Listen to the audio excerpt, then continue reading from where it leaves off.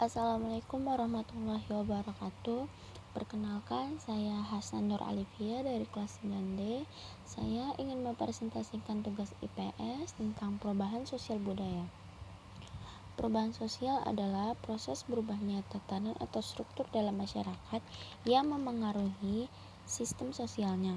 Struktur yang dimaksud ini mencakup pola pikir, sikap, dan nilai-nilai dalam kehidupan sosial. Perubahan sosial dapat terjadi karena perubahan kondisi geografi, perubahan kebudayaan, komposisi penduduk, ideologi, ataupun penemuan-penemuan baru dalam masyarakat. Bentuk-bentuk perubahan sosial budaya berdasarkan kecepatan perubahan. Yang pertama, evolusi. Evolusi adalah perubahan sosial yang memerlukan waktu lama dan diikuti oleh rentetan perubahan kecil yang terjadi secara lambat. Pada evolusi, perubahan-perubahan terjadi dengan sendirinya tanpa satu rencana ataupun satu kehendak tertentu.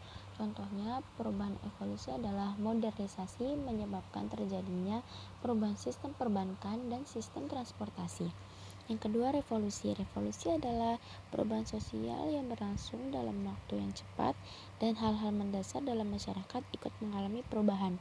Contoh perubahan revolusi adalah adanya peristiwa revolusi industri di Inggris. Industri terjadi di mana pada tahap awal yaitu tahap mesin, kemudian berubah menjadi tahap produksi dengan memakai mesin. Berdasarkan besar kecilnya pengaruh yang ditimbulkan, perubahan yang kecil pengaruhnya berkaitan dengan perubahan pada unsur-unsur struktur sosial yang tidak membawa pengaruh langsung atau pengaruh yang berarti bagi masyarakat. Misalnya, perubahan dalam mode berpakaian atau mode rambut. Hal tersebut tidak membawa pengaruh besar terhadap masyarakat secara keseluruhan karena tidak mengakibatkan perubahan dalam lembaga-lembaga kemasyarakatan. Yang perubahan besar pengaruhnya membawa pengaruh langsung atau menimbulkan pengaruh yang berarti bagi masyarakat.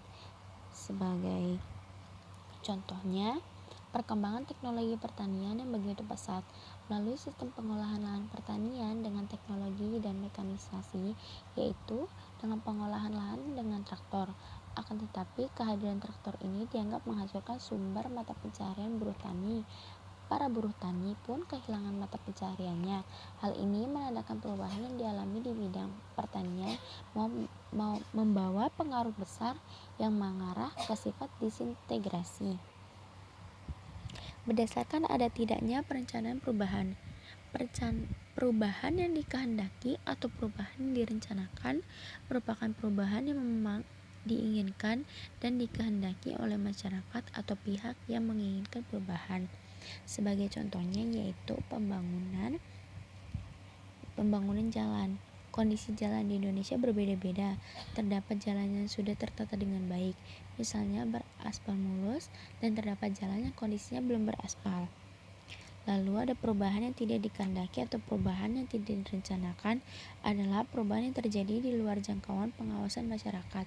Contohnya bencana alam seperti gunung meletus, gempa, banjir, dan sebagainya akan membawa perubahan bagi masyarakat yang mengalaminya. Penyebab munculnya perubahan sosial budaya. Yang pertama, dinamika penduduk. Yang kedua, adanya penemuan-penemuan baru. Yang ketiga, konflik atau pertentangan. Yang keempat, terjadinya pemberontakan atau revolusi. Yang kelima, adanya pengaruh bencana alam. Yang keenam, adanya peperangan. Yang ketujuh, adanya pengaruh kebudayaan masyarakat lain. Faktor-faktor pendorong perubahan sosial. Kontak budaya lain atau awal proses perubahan sosial. Melalui kontak sosial terjadilah proses penyampaian informasi tentang gagasan, ide, keyakinan, dan hasil-hasil budaya yang berupa fisik. Yang kedua, ada sistem pendidikan maju. Dengan mengikuti pendidikan di sekolah, seorang individu mempelajari suatu nilai-nilai tertentu yang dapat membuka pikirannya dalam menerima hal-hal baru. Selain itu, pendidikan sekolah mengajarkan manusia untuk dapat berpikir secara ilmiah dan objektif. Yang ketiga, penghargaan sebuah karya. Wujud sikap menghargai hasil karya seorang dapat berupa pemberian penghargaan. Selain itu, adanya keinginan untuk maju dalam diri seorang memicu munculnya perubahan-perubahan sosial budaya. Yang keempat, sistem masyarakat terbuka.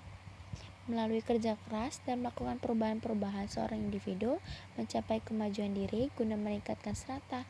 Jadi, semakin terbuka sistem lapisan masyarakat, semakin besar peluang untuk melakukan perubahan-perubahan yang tentunya menuju ke arah yang lebih baik. Yang kelima, ketidakpuasan terhadap bidang-bidang kehidupan tertentu. Apabila perasaan itu terjadi dalam waktu yang lama, akan menimbulkan tekanan-tekanan yang disertai dengan kekecewaan, hingga pada suatu waktu memunculkan revolusi dalam tubuh masyarakat tersebut. Faktor-faktor penghambat terhadap perubahan sosial. Yang pertama, kurangnya hubungan dengan masyarakat lain. Yang kedua, perkembangan ilmu pengetahuan yang terlambat. Yang ketiga, sikap masyarakat masih tradisional. Yang keempat, rasa takut terjadinya kegoyahan. Yang kelima, prasangka terhadap hal-hal baru.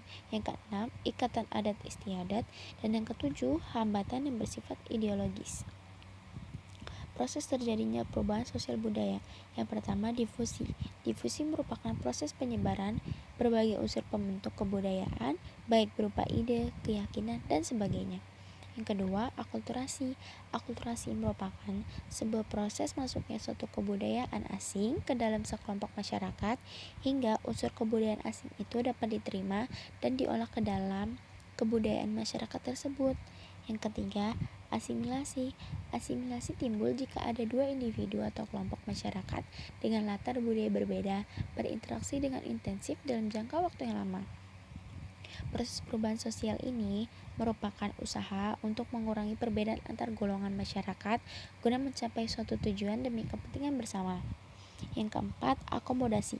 Akomodasi sebagai keadaan yang menunjukkan keseimbangan dalam hubungan sosial antar individu dengan kelompok. Wujud perubahan sosial budaya. Yang pertama, masyarakat makin kritis. Yang kedua, hilangnya permainan tradisional. Yang ketiga, budaya minat kepada alat-alat musik tradisional. Yang keempat, tergerusnya kebudayaan Indonesia. Yang kelima, penggunaan bahasa daerah makin jarang. Yang keenam, cara berkomunikasi. Yang ketujuh, cara berpakaian. Yang kedelapan, gaya hidup. Yang kesembilan, emansipasi wanita. Dan yang terakhir, westernisasi atau kebarat-baratan. Terima kasih telah menyaksikan video presentasi saya. Apabila ada kesalahan dalam video, saya mohon maaf sebesar-besarnya. Terima kasih. Wassalamualaikum warahmatullahi wabarakatuh.